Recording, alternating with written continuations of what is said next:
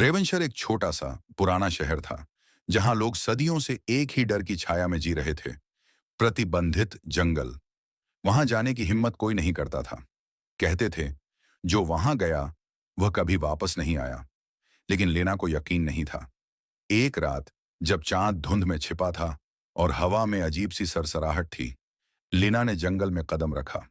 पेड़ विशाल और अंधकारमय थे। उनकी टहनियां अजीब अजीब आकृतियां बना रही थीं। जैसे जैसे वह अंदर बढ़ी, हवा भारी होती गई।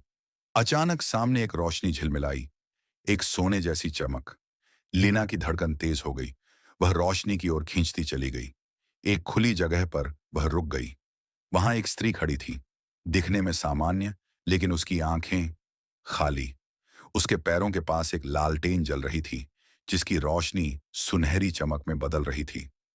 तुम्हें यहां नहीं आना चाहिए था।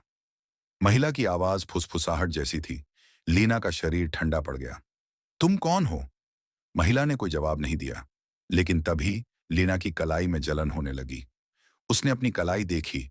उस पर एक निशान बन चुका था, एक अजीब घुमावदार चिन्ह जो धीरे धीरे चमकने लगा। तभी जंगल में गूंजती फुसफुसाहटें तेज हो गईं। तुम अब हमारी हो। लीना पीछे हटने लगी, लेकिन रोशनी, उसका आकार बदल रहा था। और फिर उसके सामने साया प्रकट हुआ। लीना की सांसें तेज हो गईं। वो वहीं जमी खड़ी रही। उसकी कलाई पर बना निशान अब हल्की सुनहरी रोशनी से धड़कने लगा था, जैसे उसके अंदर कुछ जीवित था। उसके सामने जंगल की रोशनी एक आकार ले रही थी।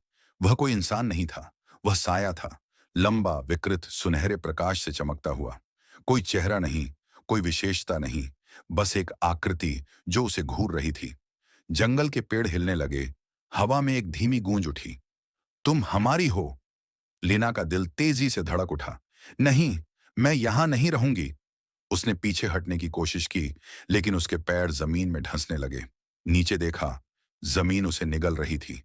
उसकी टखनों के आसपास काले साए लहराने लगे, जैसे जंगल खुद उसे पकड़ रहा हो। मुझे जाने दो, वह चिल्लाई, संघर्ष करने लगी। लेकिन हर बार जब उसने हाथ पैर मारे, जमीन उसे और गहराई में खींचने लगी।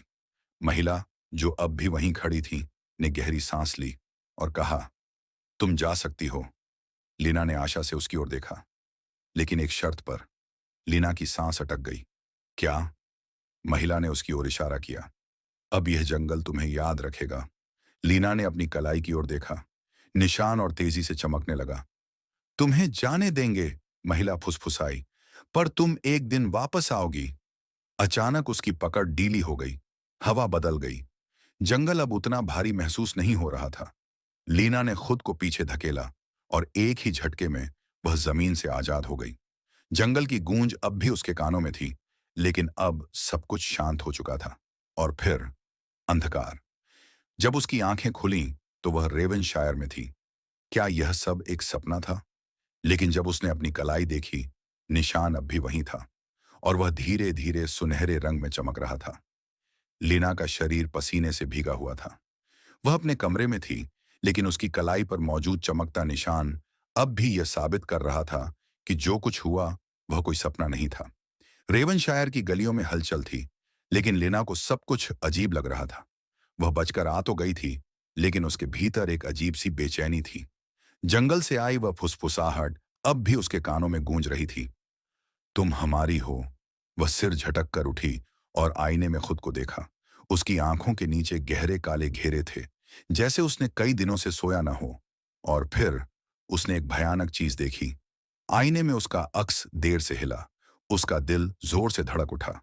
उसने हाथ उठाया, उसका प्रतिबिंब भी उठा, लेकिन एक सेकंड की देरी से। नहीं, यह नहीं हो सकता, लीना बुदबुदाई। तभी कमरे की खिड़की अपने आप खुल गई। हवा के ठंडे झोंके ने उसके चेहरे पर दस्तक दी, और वह तुरंत जान गई, कुछ सही नहीं था। रेवनशायर के सबसे बुजुर्ग व्यक्ति से मदद लेना जानती थी कि उसे जवाब चाहिए, और सिर्फ एक इंसान उसे सच बता सकता था। ह्यूएट। ह्यूएट, शहर का सबसे पुराना निवासी, जिसने कई रहस्यों को अपनी आंखों से देखा था। वह अपने घर में अकेला रहता था, धूल से भरी पुरानी किताबों के बीच।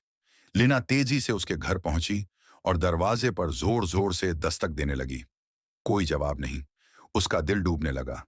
तभी दरवाजा अपने आप खुल गया। अंदर सिर्फ एक मोमबत्ती जल रही थी। दीवारों पर पुरानी किताबें अटकी थीं। कमरे में एक अजीब सी गंध थी, जैसे धूल और जले हुए लकड़ी की। ह्यूइट! लीना ने धीरे से पुकारा। अचानक परछाइयों के बीच एक आकृति हिली। ह्यूइट अंधेरे से बाहर निकला। उनकी आंखें गहरी और डरी हुई थीं। जैसे ही उन्होंने लीना को देखा, उनकी नजर सीधे उसकी कलाई पर गई। उनका चेहरा सफेद पड़ गया। ओह नहीं! वह फुसफुसाए। तुम वहां गई थी। लीना का गला सूख गया। मुझे बताइए, ये निशान क्या है?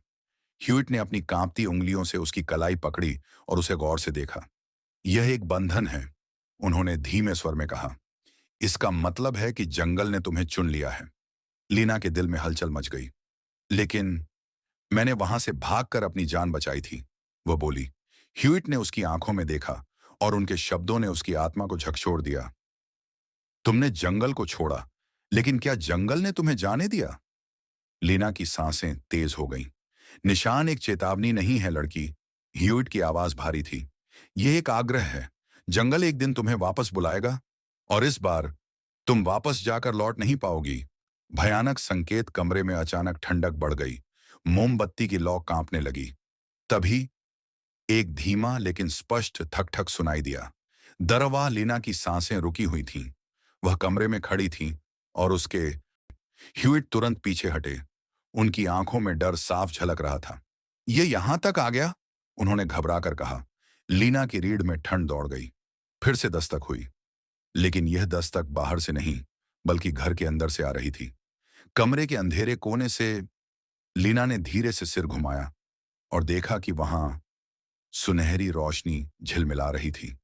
साया आ चुका था। लीना ने रेवनशर के सुनसान रास्तों पर तेज कदमों से चलना शुरू किया। वह जानती थी कि उसे कभी भी शांति नहीं मिल सकती। जंगल ने जो कुछ किया था, वह उसे कभी न भूलने वाली छाप छोड़ गया था। उसकी कलाई पर मौजूद चमकता निशान अब भी उसे याद दिला रहा था कि वह उस अदृश्य शक्ति से जुड़ी हुई है, जिससे भागने का कोई रास्ता नहीं था। रात के अंधेरे में वह एक शांत रास्ते पर चल रही थी, लेकिन उसके दिल में यह एहसास था कि कुछ गड़बड़ था।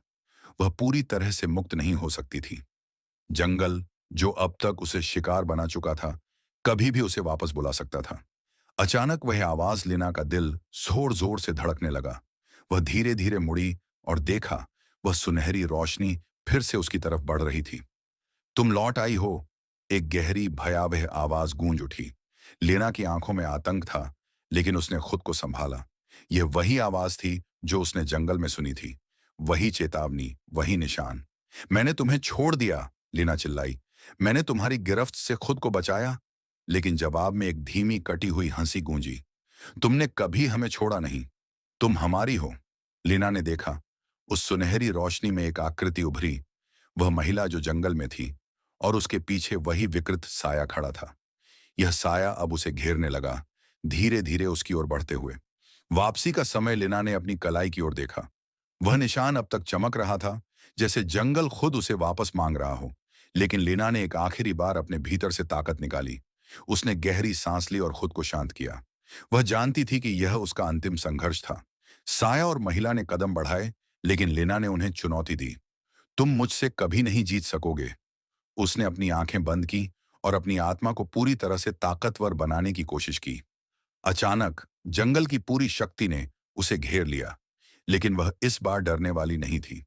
उसने पूरे शरीर को केंद्रित किया और सुनहरी रोशनी को नष्ट करने की पूरी ताकत लगा दी। आखिरी संघर्ष, जंगल का साया अब उसे निगलने की कोशिश कर रहा था, लेकिन लेना ने अपने अंदर एक नई शक्ति का एहसास किया। उसका निशान अब उसकी कलाई से पूरी तरह से गायब हो गया था। उसने पूरे दिल से यह शब्द पुकारे, तुम्हारा अंत आ चुका है।